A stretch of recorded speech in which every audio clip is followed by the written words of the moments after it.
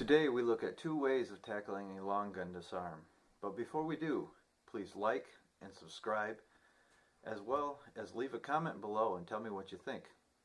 Now remember that the attacker is the one with the gun and the fighter is the one doing the disarming. Now let's get to it.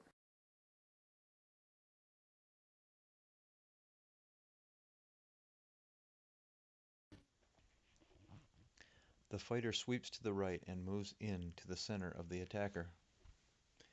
He uses his right hand to move and control the field of fire. He moves into the attacker, continuing to control the muzzle and securing the butt end with his other hand.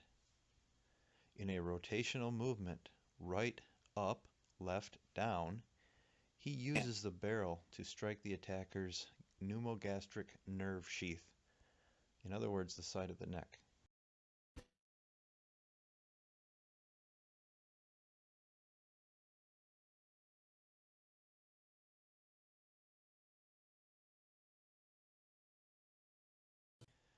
The same concept as before, except moving to the attacker's outside. He uses his left hand to move and control the field of fire. He moves into the attacker and uses his right forearm to strike the pneumogastric nerve sheath. The strike to the side of the neck, when done at speed and with force, causes unconsciousness.